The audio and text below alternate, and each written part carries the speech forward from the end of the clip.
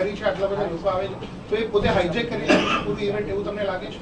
અને તમને બધાને સાઇડલાઇન કરી દીધા હોય? ના, એવું મારે એ વિશે કોમેન્ટ ના કરી શકાય.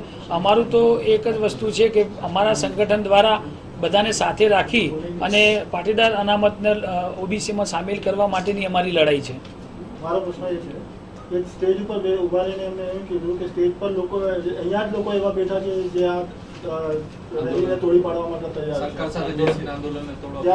ત્યારે કોની સામે આંગળી નિર્દેશ કરેલો છે? એ એમને વ્યક્તિગત પૂછવું પડે, મને એ બાબતે કંઈ ખ્યાલ નથી. કારણ કે બહુ વ્યક્તિગત રીતે એટલે એમને ખબર નથી, એમના મનમાં શું ચાલે મને ખબર ના હોય.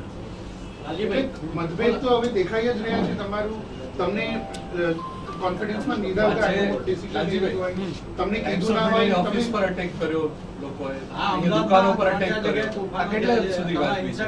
અહીંયા ઓફિસ પર તોડફોડ કરી ગયા હમણાં, એટલે રજનીભાઈ કમ્પ્લેન બી કરી.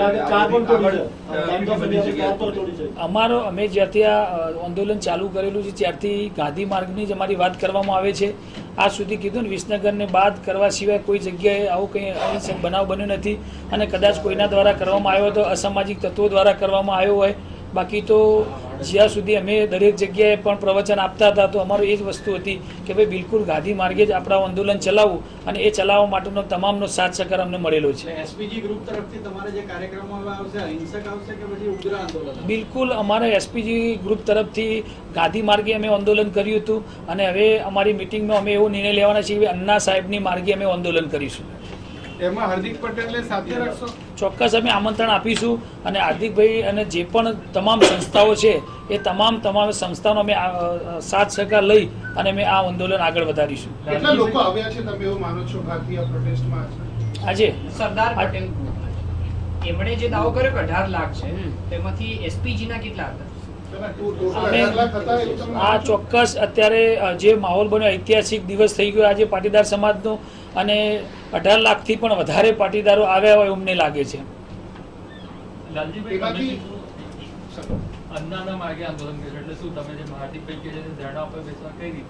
બસ અન્ના હજારે સાહેબ આપણે જોયું છે પાછલા 4-5 વર્ષથી કે અન્ના સાહેબ જે રીતે કોઈને નુકસાન ના થાય, વર્ગ ઊભો ના થાય અને કોઈ રાજકીય ના લાગે એ પ્રમાણે જો આંદોલન એમને કર્યા છે, તો ચોક્કસ બધાને સાથે રાખી અને અમે એ રીતે લડત આપીશું. અને અમારી લડાઈ જ્યાં સુધી ઓબીસીમાં સામેલ કરવામાં નહીં આવે ત્યાં સુધી ચાલુ રહેશે. ક્યાં ધરણા તમારે ક્યાં થશે? એ અમારી કોર કમિટી નક્કી કરશે. પરિણામ આવે ના આવે પણ અમારી લડત તો ચાલુ રાખવી પડે, કારણ કે આજે આખો પાટીદાર સમાજ એક થયેલો છે, અને પાટીદાર સમાજની જે ઝુંબેશ છે એ અમારું કામ જ એ કે એસપીજી ગ્રુપનો કે જે પણ પાટીદાર સમાજના અત્યાર સુધી 15 વર્ષમાં જે પણ પ્રશ્નો હતા એમને લઈને આ સંગઠન દ્વારા લડાઈ કરવામાં આવેલી છે, અને ચોક્કસ અમે અમારા હેતુ ઉપર અમે કાયમ રહેશું. ચોક્કસ અમને લેખિતમાં મંત્રણા કરવામાં આવશે, અને અમને યોગ્ય લાગશે કે ખરેખર શાંતિપૂર્ણ રીતે સમાજની માંગ અમારી પૂરી થતી અમને લાગશે તો ચોક્કસ અમે મંત્રણા કરવા માટે જઈશું. I don't know. કાલે તમારે જોડતી પાટીદારો વતી આવેદન પત્ર આપવા જવાના છે, એ કોણ હતો? કદાચ મેં 1-2 વખત ડિબેટમાં જોયા, અશ્વિનભાઈ કદાચ હશે, અશ્વિનભાઈ દિલ્હીવાળા. તમને એવું નથી લાગતું કે જે મુખ્ય નેતા છે આ તમારા આંદોલનના, હાર્દિકભાઈ હો કે તમે હો, તમે બધા અલગ અલગ ભાષામાં વાત કરો છો તો ડાઉન ધ લાઈન ખોટો મેસેજ જશે, કન્ફ્યુઝન થશે લોકોમાં, એવું તમને નથી લાગતું? ચોક્કસ કોઈ પણ વાત કરવી હોય તો આપણે બહુ 100 વખત વિચારીને કરવી જોઈએ. એમાંથી કોઈ રાજકીય વાત ના આવે, કોઈ વ્યક્તિ વિશે ના આવે, જાતિ ધર્મ વિરુદ્ધની વાત ના હોવી જોઈએ, કારણ કે આપણી લડાઈ આજે ઓબીસીમાં સામેલ કરવા માટે સરકારશ્રી અમે હોય, અને એના લીધે આપણા બોલવાથી કોઈ પ્રશ્ન ઊભા થતા હોય તો ચોક્કસ આપણે લીડર તરીકે વિચારીને આપણે બોલવું જોઈએ. ટૂંકમાં કહીએ કે આજની જે ક્રાંતિ રેલી હતી તે સમાજને નુકસાન થયું કે ફાયદો થયો?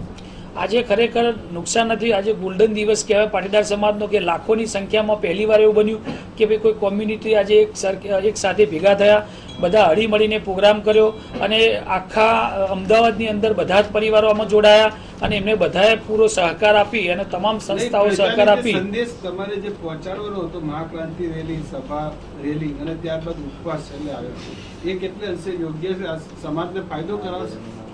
આજે જે પણ કાર્યક્રમ કરવામાં આવ્યો બિલકુલ જોરદાર જ હતો સમાજ માટે. પણ આ તમે વાત કરી કે બે જગ્યાએ આ રીતે થયું તો કોઈ અસામાજિક તત્વો દ્વારા કરવામાં આવેલું હોઈ શકે.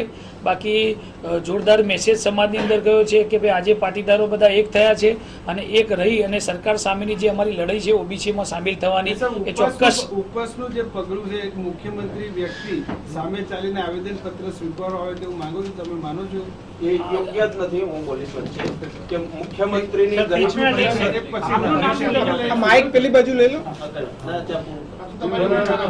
પહેલા તમારી મારું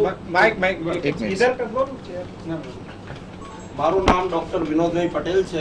વેટ સર માઇક થોડા પહોંચી જાય. યસ અને થોડી ચેર આ બાજુ ફરાય દો ને તમારે કેમેરા બાજુ. Yes sir. મારું નામ ડોક્ટર વિનોદભાઈ પટેલ છે અને આજે મીડિયા સમક્ષ પહેલી વખત હું આવ્યો છું. કદાચ મીડિયાને પણ કદાચ ખ્યાલ નહીં હોય કે આ 23 જૂને